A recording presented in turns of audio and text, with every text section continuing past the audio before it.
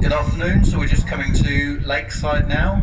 For your comfort and safety, please take a seat and remain in your seat until we're fully docked up. While you're at Lakeside, we've got the Lakes Aquarium on the pier. There's also the Lakeside Haverthwaite Railway and a connecting minibus even. Will take you to the Lakes Motor Museum. Tickets for all these things are available at the ticket office, which is near the railway platform.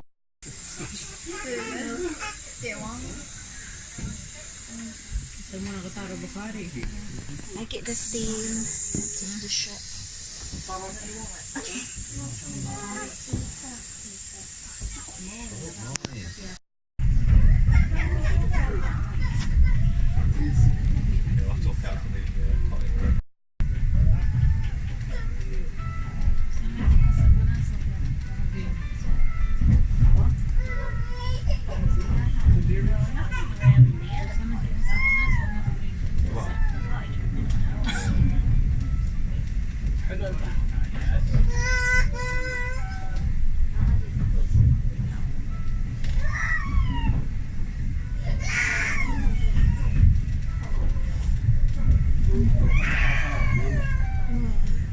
So small.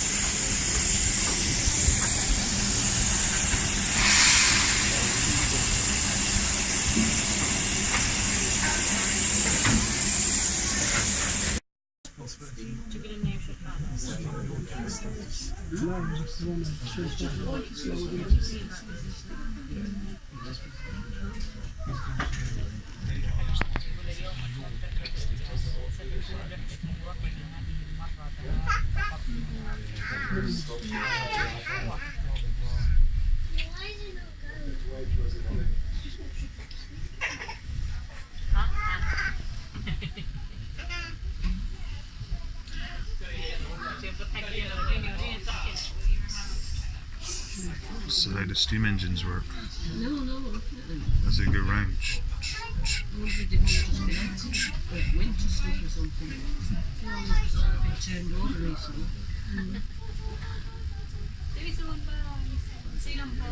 No, 95 foot above sea level. 95 feet above sea level.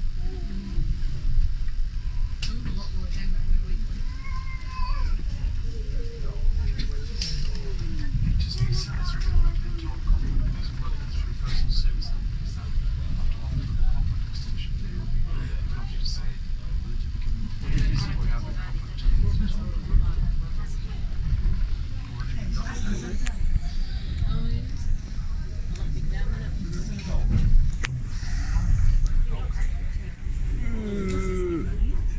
It's a good one.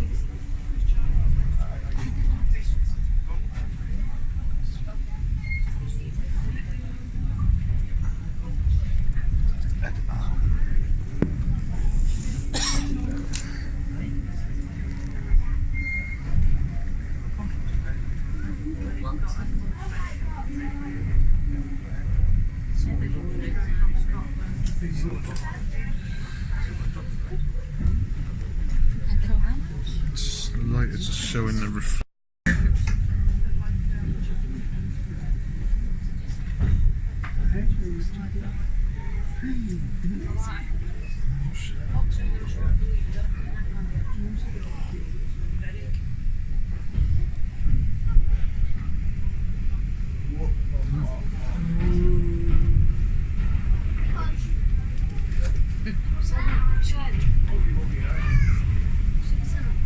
So dark.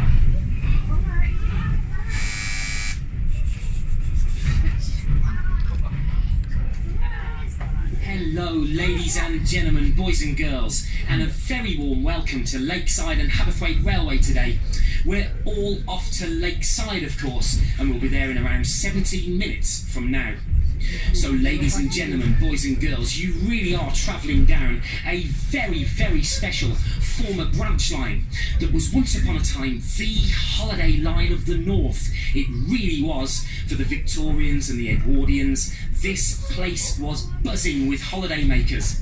It continued to be like this right up until 1964, when Dr. Beecham decided the line was no longer required, would you believe? We did lose the other half of the line since then, and it's now the A590 main road. It just couldn't be rescued. And with that, we lost beautiful Greenodd Station, which is now a roundabout. And we also lost Plumpton Junction, which is where the train used to pass through before it joined the main line at Alderston. If you want to see those places and how they were, Greenodd Station, rare photographs, and Plumpton, exactly how it was in those days, we have a lovely information picture guide, photograph guide of how this line used to look, and so much more, but more about that in a moment. This half of the line was rescued in the early 1970s by the same family who currently own it today. This half of the line was always the best half anyway, because this is the half that brings you to Lakeside, of course, but also this is the half that had all the defining and story-writing industries that this area has ever seen. If you look out the window now, we're just going past the former site of the ironworks. It's now a new apartment development going on down there, but my goodness, what an industry the ironworks was. The richest iron ore in the world coming down by rail down this line from Barrow-in-Furness. And it was the best stuff, it really was. What an industry the ironworks was. We also had down the line the gunpowder works. Yeah, Erie. Gunpowder being transported by rail prior to 1934 and at first by horseback. You can still visit the eerie ruins of the gunpowder works today at Lowood, a little bit further down the line. But the most famous industry of them all around here, the one that everyone still talks about as if it's still there, the Dolly Blue Works. Is anybody old enough to remember using blue powder, dare I say it? Did anyone's nans, granddads, mums or dads ever use blue powder? The little blue crystals you used to get and swirl your clothes with and then pop them through the mangle afterwards. Does anyone remember those? Well, this is where they made them. We're just going past the site of the former Dolly Blue Works now. It's now the Whitewater Hotel. The only trouble with working at the Dolly Blue was you'd come home blue, like a Smurf. Your skin, your hair, your clothes, everything turned blue. The surrounding fields, the houses, the roads, everything was blue. And that's because of the pigment within the crystals made there. If you want to read some stories and see some incredible nostalgic photographs of how these industries were when they were in existence, the ironworks, the gunpowder works, and the Dolly Blue Works, remember, I have that wonderful information history guide on board. But the main purpose of the guidebook is for you guys to meet our engines. One by one you can meet them all. The Fairburns, the last two Fairburn engines in the world, both of them at Haverthwaite Station. You can also meet that little blue tank engine. You know the one I mean. The one that looks like he should have the face on. Yep, that one. Well, it's from 1911, which makes it 107 years old. You can see how we rescued it from the scrapyard. It took us 3 days to dig it out. The pictures are bonkers. You can also meet Repulse and Victor and David and our diesels too, one of which is extremely rare. You also get a full-page diagram of the internal workings of a steam engine.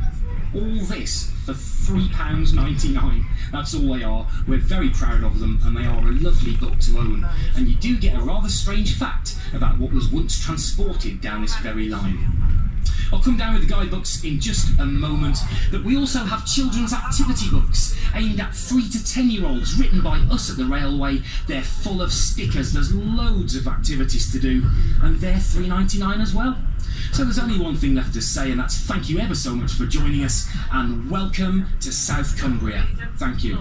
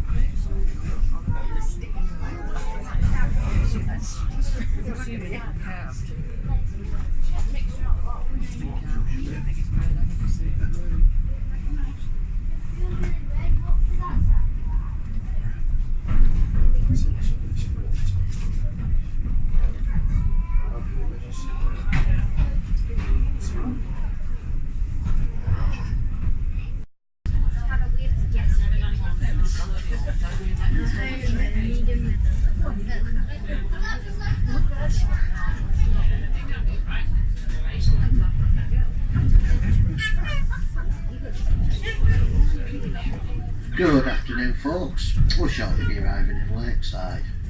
Change here for the Busted Motor Museum, ferry across to Fellfoot, Blake's Aquarium and the steamer services to Bowness and Ambleside.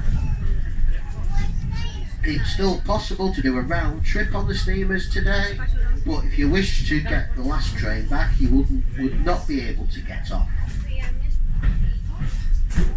Those of you heading up to Bowness, the last return steamer to get the train would be at 4 o'clock, meeting the 10 to 5 service at Lakeside. If your car's in our car park down Haverthwaite, please be aware that the gates are locked about 10 minutes after your arrival of the last train. Thank you.